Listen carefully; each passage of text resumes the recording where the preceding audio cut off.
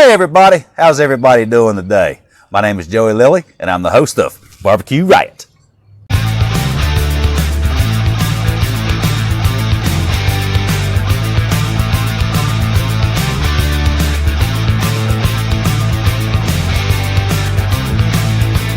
Hey everybody, welcome back to Barbecue Riot. We're on today's episode. What I'll be cooking today is wait a minute. I'm actually not cooking anything today. That's right.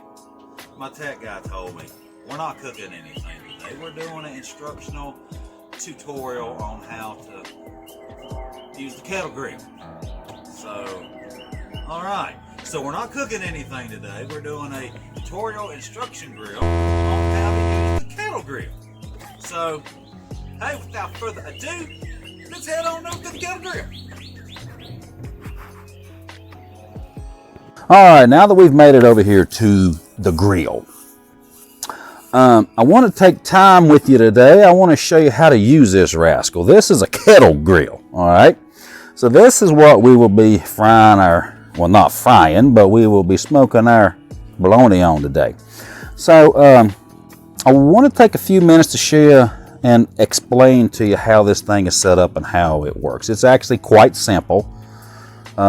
It's not science or anything like that. It's just very simple. Basically, you have air coming in from the bottom. Air goes from the top. Heat stays in there and cooks and leaves. Okay, but there's a little bit more to it than just that. So I'm going to start at the bottom and I'm going to work my way up. Okay, so the first thing is the air. Okay, so the air on this one is actually handled by this little gadget right here. Okay, this guy opens it, as you can see, and closes it. All right, open and closed. All right, this one has an ash catcher, as all of them do, and this one works very simple. You just push it up, pull it down like that, and it reattaches like that. Very simple. Okay, so that is the air intake. The heating source for a kettle grill is charcoal. Okay, you can add things to it. If you want to add some chunks, add some chunks. If you want to add some pellets, just take some pellets, throw them in there. They also make like a tube that if you want to put pellets in. So pellets are like very, very small, and if you just throw them in there, they can just go all over the place, and you have a mess, and half of them will burn, half of them won't burn. Okay, the actual cooking surface, the cooking grate. Okay, there are several different kinds out there. This is just your basic one. Okay, it's a 22.5. Okay, it's got handles on each side. Okay, they come with really good features. This one spins. Okay, so if you're cooking it and you like need to move food from one side to the other side, you just spin it. Okay, also it has little things over on each side. I don't know what you call these things, it really doesn't matter, but they just lift up. Okay, now you may say, well, why do these things lift up? The reason they lift up is because kettles come with baskets. Okay, so while I go through this, I also want to show you some things that you will also need. All right, so it works like that. You will put your basket in there. The charcoal goes in there. If you have wood chunks, you would like to use wood chunks, set it on there. Okay, you need a pair of tongs. Get a pair of tongs. When you are cooking, you're grilling, smoking, okay, the grate gets very hot. Okay, you will want to just lift it up with that. Okay, if you need to add charcoal, very simple, down in the basket. Okay, if you've been cooking for 3 or 4 hours and you see that it's starting to ash over, you can just take your tongs, and these are long, as you can see. Just grab the basket, shake it, things of that nature. Okay. The ash will fall through the holes that are in the basket. Probably should have taken a moment to show you that. See, there's holes all in it. So that will hold the charcoal, and it will also let air come through. Okay. So you need tongs. All right. Now, I'm not going to use a basket with this cook, so let's just set this guy back down here. Okay, we'll set him there. All right, something else that you will definitely need: gloves. Okay, you need gloves. Everything in here is warm. You do not want to get burned. All right, smart idea to wear gloves. Don't be a hero or an idiot. All right. Today, I'm going to be cooking with one of my favorite gadgets. I really like this thing. I like it a lot. This. A vortex. I dig this thing a whole lot. This is very, very versatile. You can use it so many different ways. Today, I will explain to you how we will be using it. Okay? You can cook with it large side down or small side down. In other videos, when we cook small side down, I will show you why. Okay. Today we will be cooking large side down. The reason I'm going to be cooking large side down, let's pop this rascal off here real quick, is you put this in the kettle grill. Okay. And while we're here, let's just go ahead and do it. I'll show you how to do it. Charcoal in there. Okay, and if you noticed, one end was larger than the other end. That is on purpose. The reason is because as the cone flares down towards the bottom, it'll hold more fuel, charcoal. Okay, it comes up like this. Okay, so your heat will come straight up, and it'll go throughout the cooking chamber. Okay. So when your heat comes straight up, you don't want to smoke right over top of your heat source. So that leaves the outside area for you to smoke on, which is what we will be doing today. Okay. So while I'm here, let me just get this all centered up. Okay. Now, what I will do today, this is not something that you have to do, okay? But what I'm going to do is I'm kind of going to make a little hole in the center, okay? All right. So the reason I'm making a hole in the center, the way we will be lighting our fire today is we will be using a chimney. Okay, now you see this chimney and you see I have it upside down. Well, there's a reason I got it upside down. The reason I have it upside down is because I don't want to use the entire cylinder. All I want to do is just use the top part of it. All I will be setting on fire is probably around 8 to 10 of these things. The reason why I'm doing this is because the charcoal that'll be in here, we pour in here, and obviously this will light that. Creates fire. There you go. All right, so you may say, well, how are we going to smoke this if all we're putting down there is charcoal? I'll show you. The way we will do this is we put our rack back on, okay? And a very handy tip with the vortex I really like is where the heat comes straight up, you will take your wood chunk and you'll set on the actual grate. And the heat will come up and it will cause this to char, it'll cause it to smoke, but it won't burn it, creating some nice smoke, okay? So you set that in the center, and then this area outside of the cylinder is used for grilling, not grilling, cooking, barbecuing, smoking, okay?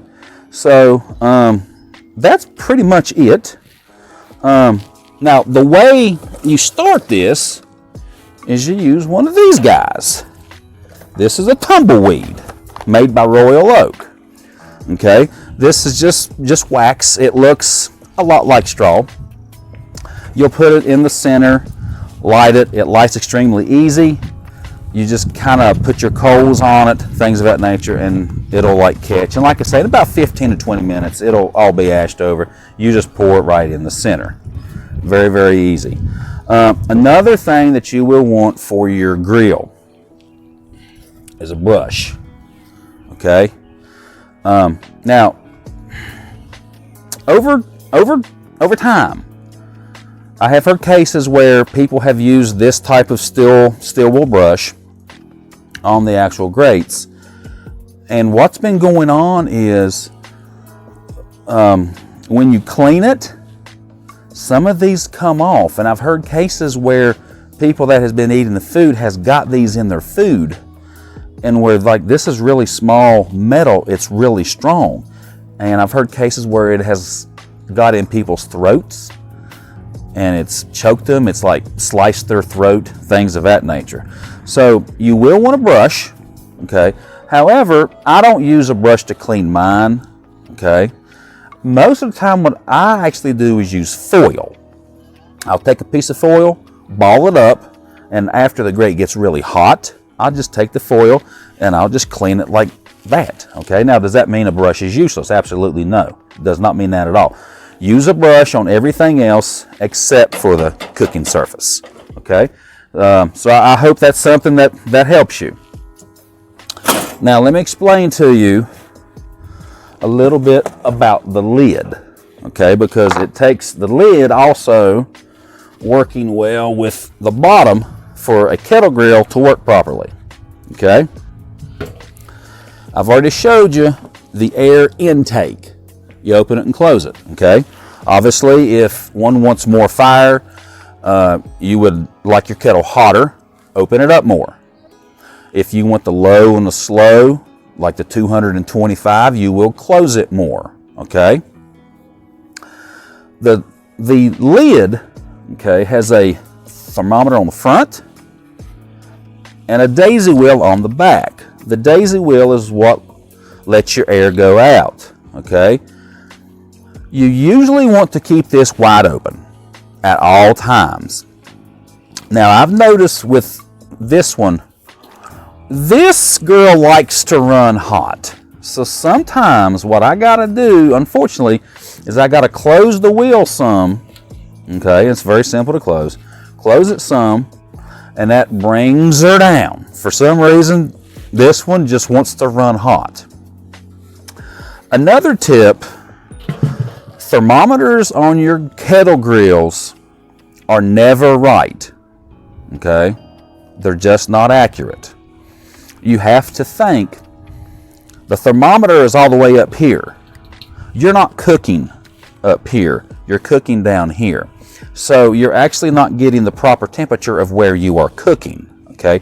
Now for this certain cook, I'm not really going to worry with that because this is only going to be a grilling or a smoking session of roughly an hour, okay?